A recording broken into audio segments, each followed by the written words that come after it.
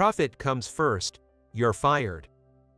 At this moment, I was fired for being late to a business meeting, causing a disadvantage to the company.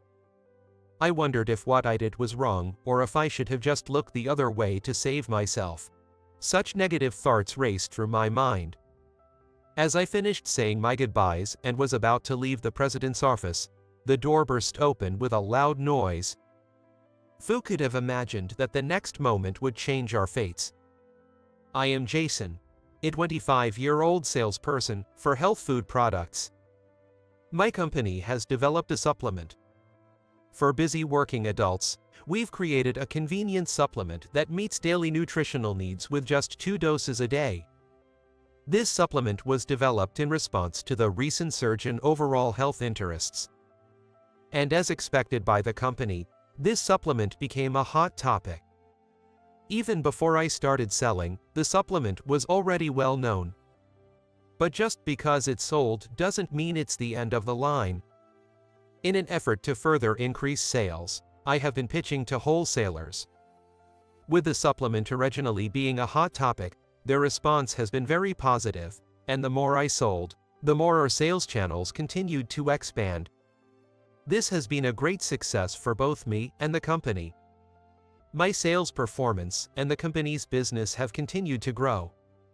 However, as supplement sales increased, problems began to arise. Complaints started to come in that were not present at the beginning, such as foreign object contamination and delays in product delivery. The complaints have been increasing steadily. Seeing this as something that cannot be ignored, I decided to speak with the department head, Tom. Thank you for your time. What's happening? Is there something bothering you? Yes, I believe you are aware that there has been an increase in complaints about the supplements recently. Oh, you mean that? I've heard that. While it's wonderful that the supplements are doing well, I think we might need to revisit our production system a bit. What do you mean? Why do we need to do that? Well, if we leave this issue as it is, the complaints might increase even more. Aren't you overthinking this a little? Even if the number of complaints is increasing, it's still a small percentage of the total. That may be true, but if the popularity of the supplements continues to rise, we might be overwhelmed. We are in the best state in our company's history. This is not the time to stop. However, history teaches us that ignoring small problems now can lead to serious consequences later, so now is the time to. Enough. You should just focus on selling more supplements. You're worrying too much. I had realized long ago that Tom and I had different attitudes towards sales. No, fundamentally, we see the world differently. So, I had anticipated that he might not listen to me.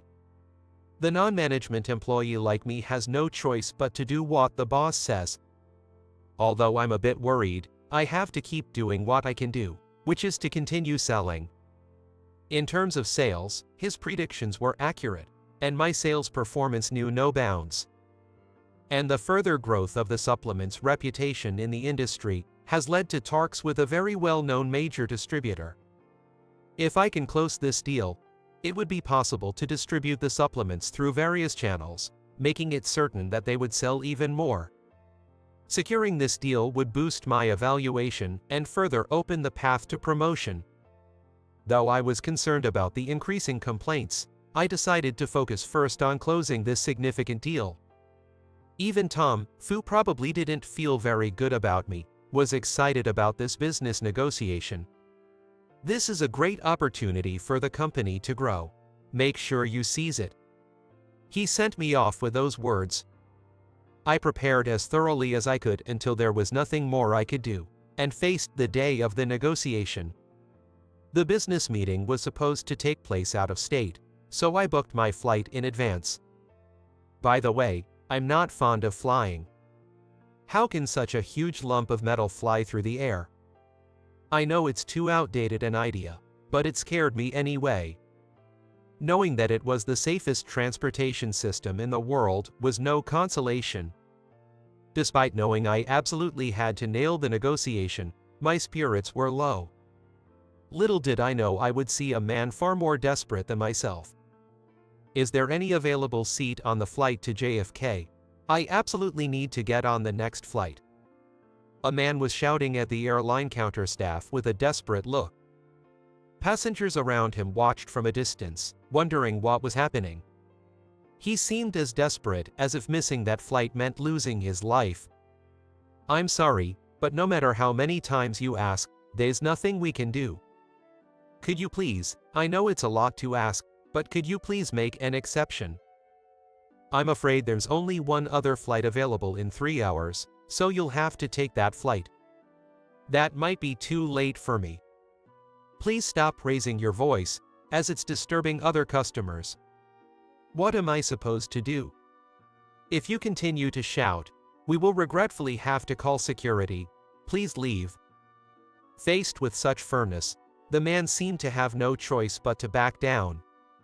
He sat down on a nearby seat with a look of utter despair, covering his face with his hands. Seeing him like that, I walked over to him without hesitation. Standing in front of the man holding his head in his hands, I gently tapped his shoulder. The man was crying, his face crumpled up as he looked up at me. I quietly showed him my flight ticket, telling him I was giving up my seat. Flight ticket to JFK? He said in a voice filled with emotion, as if he had unearthed a treasure map. This will work, right? Are you sure? Yes, I'm not in such a rush. I can't believe it. I thought all was lost. I don't know what's going on, but it must be something important, right? Thank you so much. I will never forget this favor. It's all right. I really don't need to hurry. Really, thank you so much. After I completed the flight change procedures at the counter, I invited the man, who was still in a state of excitement, to go to a cafe in the airport, and we moved there. There was still some time left before the flight check-in. After taking a couple of sips of the coffee we ordered, he finally calmed down and introduced himself as Michael. Thank you, you've helped me calm down a bit. That's good to hear. I'm still incredibly worried, though.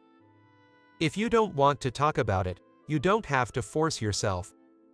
Yes, I want you to know. Would you listen to me? Sure. I positioned myself to listen to him, hoping to ease his distress a bit. Actually, I was here on a business trip when I received news that my wife was in a traffic accident. Oh no, it must be very worrying. Well, I just arrived at this airport, and it still doesn't feel real. Oh, I see. That's tough. When I turned on my phone, I saw missed calls, all from the hospital. I can see why you were so distraught. I never imagined that my wife would be involved in an accident. I know people don't think anything can happen to their own people. He tapped his phone and then held it out in front of me. It displayed a photo of his wife and her sister. Your wife and her sister, maybe? They're both beautiful. Frankly, she's too pretty for me. He said with a smile before his expression turned serious again. Actually, we had a fight yesterday. We didn't even say good morning or see each other before I left for here. Hearing she's in critical condition and unconscious, I realized how irreplaceable she is. If something were to... I held up a hand to stop him from continuing. Let's not go any further. You're right, I know my wife's resilience. She will surely recover. We sat in silence for a while. Could you give me your contact information? I'd regret it for life if I couldn't repay this favor. I insisted it wasn't necessary, but he wouldn't hear of it. Thank you truly. Until we meet again. He said, then walked towards the flight to JFK. I watched him go, praying for her recovery. Unless there was a cancellation, it would be 3 hours before I could get on a flight to JFK myself. It didn't seem likely that a cancellation would happen for my sake. I called and told the person in charge of the business meeting what happened. Unfortunately, the client had other appointments and was unable to reschedule. They said they wanted me to let them arrange another time on another day. Of course, we agreed that the business meeting would be at a later date. It was my blame, so I had no choice. But I just felt bad, thinking about telling Tom this fact. I knew exactly what Tom would say. He might have been keen on this negotiation, but he's always had a biting way with me. I considered calling Tom right away and letting him know that the meeting was called off, but I knew he would say something like, "Young people nowadays have no sense of courtesy to try to settle such an important matter over a phone call." I was left feeling thoroughly fed up during the train ride to the office. Why are you here? What happened to the negotiation? I bumped into Tom as soon as I returned to the office, and he confronted me. I knew I was going to report it anyway, but it caught me off guard. Why are you here, I'm asking? Yes, well, there was someone at the airport in trouble, and I helped him out. One thing led to another, and I ended up missing the scheduled time, so the negotiation has been rescheduled. What? So, you're the reason the negotiation was postponed? That's right. Do you understand what you've done? With actions like that, things that could have been settled won't be. I am sorry. Foolishly, I had high hopes for you. To waste an opportunity by helping a stranger. I'll have to report this to Mr. Parker. You just go home. Get out of here. I had braced myself for a long, drawn-out lecture, so I felt lucky to be able to leave so easily. I hate being lectured more than anything. Considering that, maybe today wasn't so bad after all. Though I was concerned about being reported to Mr. Parker, I decided to think about it tomorrow. Nonchalantly thinking this, the next day upon arriving at work, I was immediately called into President Bill Parker's office and handed a notice of dismissal. What exactly did Tom tell you? Don't make it sound as if it's someone else's fault. It's all your fault to begin with, isn't it? The negotiation isn't broken off yet. Isn't firing me quite an overreaction? I've heard quite a bit about you from Tom. It seems you've been acting out of alignment with our company's policies. Is that just because he doesn't like me? Talking with you, I understand well that he was right. You are very defiant. I am not defiant. I simply speak honestly about things I find strange. That's exactly what being defiant is. If subordinates start giving their opinions to superiors, the company won't function. So, Mr. Parker, are you saying that subordinates should just blindly follow their superiors? This conversation is pointless. Your sales performance might have been good, but you're a dangerous person and I want you to leave. Aren't you going to ask about the negotiation yesterday? What's the use? It won't be anything beyond what Tom has told me. And you're not the only capable salesperson. There are plenty of others who can replace you. This was the first time I had spoken to Mr. Parker, and it turned out he was cut from the same cloth as Tom. It doesn't mean I'm superior or anything. It's just that I see things differently with these people. I have no regrets about giving up my flight to Michael, who was stranded at the airport yesterday. Despite the annoying Tom, I got along reasonably well with other employees, and my sales performance was top-notch. Naturally, I'm not happy about being fired. However, I am confident that, even if I reflect on my actions yesterday, hundreds or thousands of times, they were absolutely correct. This is a matter of principle. Even if I'm fired, there are many things I cannot compromise on. Like my feelings towards my father. Hey Dad, let's play catch. Let's do it, it's a beautiful day. Yay, let's go to the park now. It's dangerous to run out into the street without looking, be careful. Yay, let's hurry. When I was in elementary school, my father always played with me on weekends. I was proud of my kind and cool dad. I remember feeling proud when a classmate came over and said, "Your dad is handsome and good at sports. He's the best." I thought so too. But as I moved into upper elementary school, he became busier with work, and his weekend work increased, meaning we no longer had time to play. Looking back now, I understand that he simply didn't have the time. I'm an adult now too. Even on days off, I'm often too tired from work to step out of the house. And it's not like I don't have to work on weekends. But as a child, I couldn't comprehend these adult circumstances. I started grumbling about my dad not playing with me anymore. You have to work today too, even though it's Sunday. Sorry, Jason, work has been really busy lately, and I just have to go. You said that last Sunday too, and the Sunday before that. When will you have time to play? Let's play once things calm down at work, but it might be a while. I can't wait that long. I haven't played with you since forever. I want to play now. Don't make it hard for me. Just wait a little longer. I'm telling you I can't wait. Fine, I won't play with you or talk to you anymore. My mom also told me not to push him too hard, as he was working hard for the family. Even as a kid, I understood that he was working hard for us. But I was completely childish, and days went by without talking to him. One day, he was hit by a car and passed away. It was a sudden accident, and he was already gone the moment he was struck. I remember the Michael I met at the airport. He had argued with his wife and left for a business trip without reconciling. Then, she was critically injured in an accident. He was in a situation similar to my past. I couldn't bear to let him go through the same emotions I did. That's why I have no regrets about what I did at the airport. Now I just strongly hope that his wife is okay. I'm now handing over my job to someone else at the company where my father used to work too. Yes, I had joined the company where he used to work. To say I was continuing his legacy might be overstating it a bit. But there's no doubt that I followed in his footsteps by joining this company.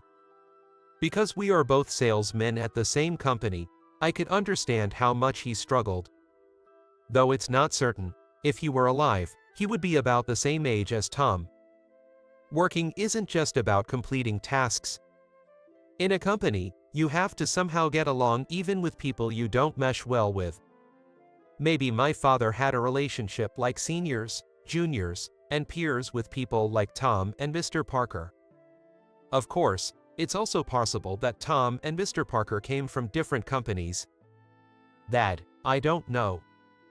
But one thing I do understand, vaguely, is that my father must have had his share of struggles too. As a fellow working professional. Reflecting on him, I completed the handover. On my last day, I headed to the president's office. Despite my distaste for Mr. Parker, he was part of the company that took care of me. No matter what he said last, I had to at least say goodbye. I knocked on the president's office door, waited for a response, and then entered. I thought you had left the company already. I've completed the handover today. Thank you for everything up to now. Did you come here just to say that? What's the point of showing manners now? It's just unpleasant at this point. Then I'll take my leave. What? You could show a little anger, you know? You're no longer part of this company. Well, rumors might spread that you weren't very useful. Then, your father must be very disappointed to hear that, you coward. He wasn't much of a man either, but it's like father, like son. If the door had opened just a bit slower, I might have turned around and hit Mr. Parker. That was a narrow escape. Ironically, it was Tom who opened the door. It's urgent, Mr. Parker. Our company is on the breaking news. Can't you knock first? What's all the commotion about? Sorry to interrupt you, just look at this, please. Tom was working on his phone and seemed to be showing him something. I stood there, my anger suspended in midair, unsure what to do next.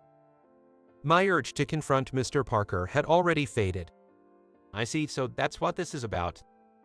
Yes, I think it would be a shame to let him just quit. Though I couldn't follow their conversation, they alternated between staring at the phone and me. What were they looking at? Don't irritate me too much. I was reminded of my feelings from middle and high school when I used to get into fights often. Jason, I have done you wrong. It seems I misunderstood you. I stared at Mr. Parker, who suddenly began to grovel, without changing my expression. You've done something remarkable. You're a treasure to our company. Can't you continue working with us indefinitely? Just as Mr. Parker said, well done, Jason. You're a hero to our company. Faced with their sudden and eerie flattery, I looked back and forth between them with a stern face. I said nothing. What's with that scary face? If I said something offensive, I'm sorry. Was it about your father? That was a joke, of course. Your father was truly a fine junior colleague of mine. Mr. Parker, you knew his father? Yes, of course, I knew him. We spent a lot of intense time together, and his death in a traffic accident was truly shocking. Alright, I will promote you effective today. Your work has been truly remarkable. Continue to excel in our company. I told Mr. Parker to shut up. How much were they underestimating me? The stupidity of thinking they could sway me now only irritated me further. Hey! I called out to Tom when I saw him. I could tell his expression froze instantly. Show me what you showed, Bill. As if I had pointed a gun at him, Tom obediently handed over his phone. It was news about Michael. It seemed he was able to reach his wife safely. And his wife, who had been unconscious, had regained consciousness. She was past the critical phase and would recover gradually with rest. Michael wouldn't be newsworthy if he was an ordinary person. But it turns out, Michael was the president of the major distribution company I was supposed to negotiate with. The media caught wind of her accident, and it seems he agreed to an interview. During the interview, he apparently mentioned my company and my name, expressing his gratitude. Tom had seen this news video and rushed to inform Mr. Parker. Just before I was about to hit him. I see watching this video, of course you'd want to keep me in the company. If they find out you fired me because I gave up my flight, the deal's off, right? Wait, you didn't tell me that. You two didn't even try to listen to me in detail. Don't give me any stupid excuses. Saying that, I threw Tom's phone against the wall. The sound of the phone breaking as it hit the floor echoed loudly. Both were completely stunned. To hell with your offer. I'll never have anything to do with your company. Goodbye forever. Apparently, the sight of my enraged demeanor was something they had never seen, as they seemed unable to move. I sneered at their frightened faces and left the office. I want to clarify that I haven't been involved in any fights since graduating from high school. The incident in the office might be considered something like a fight. I won't deny that either. But that was the angriest I had been in about 10 years. In my sophomore year of high school, I realized that if I continued fighting, my life would be over. I cut ties with bad influences and studied desperately. Getting into a top university was essential to join the same company my father had worked for. Let's end this story here anyway. The day after I lost my temper in the Mr. Parker's office, in other words, the day after I left the company, Michael apparently visited the company to thank me in person. But not finding me there, he asked Mr. Parker and Tom where I was. They simply said I had resigned. No matter how much he asked, they just avoided his gaze and insisted I had resigned. Unsatisfied, Michael called me directly right in front of them. There was no need for him to come all the way, but that's just his character, his kindness. Oh, the company. I was fired. Apparently helping someone in need is frowned upon there. He was utterly shocked that there are still companies out there lacking in morals and ethics. Moreover, the person I helped out was none other than Michael himself, and once he got the details, he was even more furious than I had been. Personally, I think Michael is far more intimidating. Honestly, I was quite scared of his anger myself. He then yelled at them, delivering an ultimatum. The shouting was so loud, I thought my eardrums would burst. And, fortunately, the deal was called off. After I left, the company neglected its customer service so much that, just as I predicted, it went bankrupt due to the accumulated problems. It's rather amazing how quickly supplements that were big hits can disappear from the public eye and be forgotten at the discretion of Mr. Parker and Tom. Now, the company is continually declining, and there are rumors it might soon go bankrupt. Well, even my Father in heaven would agree that this was inevitable. That was quite an ordeal you went through. Oh no, your wife had it much worse, but thankfully, she regained consciousness. I really appreciate all the help you gave me. I didn't do anything. The only thing I did was change the time of my flight. That's what's so great about you. Generally, people can't do that when they might miss a big business meeting. Well, it just happened that way. Jason, would you please come to work for our company? If we had someone like you, I'm sure the company would improve. Well, I appreciate that because I quit my job without thinking about the future. So we're settled then. That's another thing to look forward to. After that, I moved to New York and started working for Michael's company. Maybe because Michael is the president, the work environment is wonderful, fostering a culture of mutual support and growth.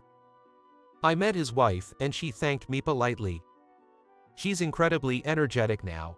Hard to believe she was once in a coma. Michael's sister-in-law also works at the company, and I ended up in her department.